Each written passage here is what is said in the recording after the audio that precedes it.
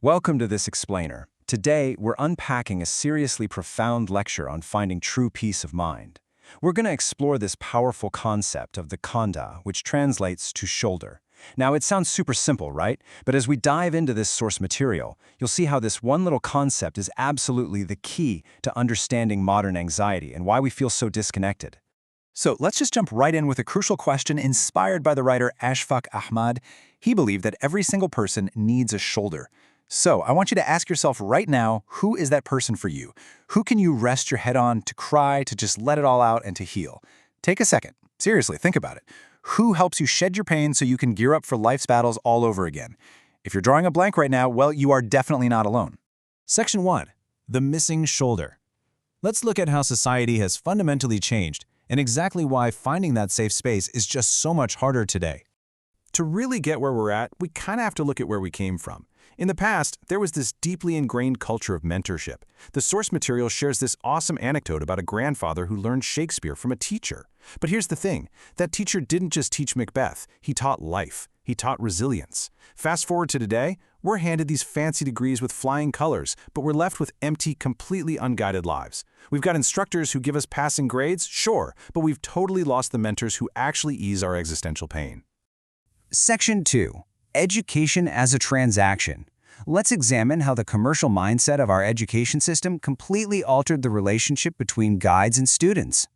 When education became heavily privatized, this whole new commercial mindset took over.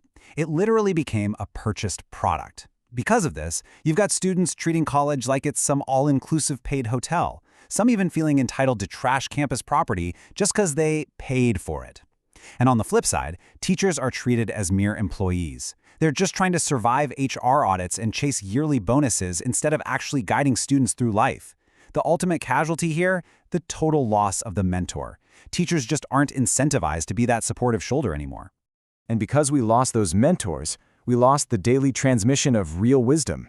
We lost those wise figures who'd sit down with a young person and drop life-changing maxims like, "Big travelers don't get into small fights." These guides used to help youth build actual courage for when they couldn't just wave a magic wand and make their problems disappear. They taught them how to trudge through the mud of life. Today, you're not going to find that guidance on any standard syllabus. Section 3. The family connection vacuum. This loss of mentors isn't just a school problem. It's happening right inside our own homes, creating this massive vacuum of connection. Generations ago, families were this rich, multi-layered safety net, right? If a parent was being super strict, a grandparent was there with a warm, forgiving lap. If you couldn't talk to your dad, you had an uncle or an aunt ready to offer some alternative advice. Today, though, the modern household has become entirely transactional. Parents often act more like corporate heads of departments. They provide the resources, the money, the meals like these efficient little machines, but the emotional connection is completely severed. It's almost like they're expecting a quarterly KPI report at the dinner table. The result is a generation of tragically, completely emotionally isolated youth. Which brings us to this really beautiful cultural concept mentioned in the lecture, the Khobe-e-Kayar. It's a Punjabi term for a friend who willingly stands by you in the thick, deep mud of your absolute hardest times. We aren't talking about someone you casually grab coffee with. This is a true inner confidant connected to you through mutual sacrifice. So I gotta ask you directly again, looking at your life right now, do you have a Khobe-e-Kayar? When asked this in counseling sessions, the speaker notes a devastating reality. 90% of youth today answer that with a heartbreaking no. So what happens when millions of young people lack this supportive shoulder? Well, they project all that unhealed pain outward. It shows up as this deep, fast-boiling internal frustration. It fuels rampant online trolling. It creates this dark societal schadenfreude where people literally find sick joy when someone else falls, gets hurt, or loses their honor. We become completely numb to the pain of our fellow human beings, all because our own internal pain has just gone unacknowledged for way too long. Section 4. The power of selfless empathy. So, how do we cure this societal sickness? The answer lies in the ultimate medicine: selfless, unexpecting empathy. To heal this disconnect, the lecture proposes a super powerful, heart-warming remedy. It's simply the act of giving genuine appreciation and love with absolutely zero expectation of a return. The speaker shares this deeply moving story to really drive this home. He was invited over to a student's house for a meal, And afterward, instead of just tossing out a polite, standard compliment, he profusely and genuinely praised the student's mother's cooking, telling her it was so incredibly good he was practically licking his fingers. Now, her reaction to this tiny, simple act was extraordinary. Upon hearing this honest praise, the mother just broke down in tears. She wept because, as she explained, she had been cooking tirelessly for something like 55 or 60 years, and no one had ever truly acknowledged her effort like that. In that single moment of being truly seen and valued, decades of built-up physical and emotional fatigue just melted away. That, right there, is the healing power of acting as a shoulder for someone else. Section 5, the train station biscuit parable.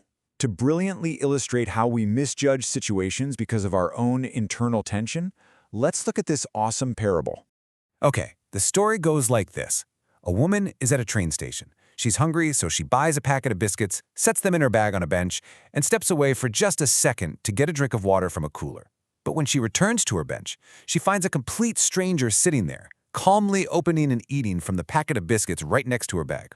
Instantly, she is absolutely, unapologetically furious. I mean, wouldn't you be? So she decides to fight back silently. She aggressively reaches in and grabs a biscuit. The stranger eats one. She glares at him, eating faster to save her food. This tense, silent, frankly hilarious battle continues until there's literally only one biscuit left in the packet. The woman is waiting to see what this incredibly rude man will do next. The stranger calmly picks up the final biscuit, breaks it in half, offers her a piece, gives her a warm smile, and peacefully walks away to catch his train. Still fuming, the woman finally boards her own train. She opens her bag to check her makeup, and her heart drops. Sitting right there at the very top of her bag is her own, completely unopened packet of biscuits. Yep, her blood pressure spikes in pure embarrassment. She realizes the stranger wasn't stealing her food at all. All along, he was selflessly and patiently sharing his food with a very angry, aggressive stranger. It's such a striking metaphor for how our internal frustrations can totally blind us to the grace and kindness existing in the world. Section 6, From Seeking to Becoming. That parable perfectly leads us to the ultimate conclusion of this explainer, which requires a complete flip in how we think about support. This really mirrors a story from Tony Robbins' life. When Robbins was young, his family was totally destitute, and his parents were fighting bitterly on Thanksgiving. Suddenly, an anonymous stranger knocks on the door and delivers an absolute feast. When asked why, the stranger simply said that someone had once done the same for him, and his only request was that someday they do it for someone else. That single, selfless act of breaking the pattern of misery, it changed Robbins' life trajectory forever. And this brings us to the core takeaway. True peace of mind isn't found by desperately searching for someone to listen to your pain or waiting for society to magically fix its commercialized systems. True peace is achieved when you make a fundamental shift. You have to transition from being the one needing help to being the one providing it unconditionally.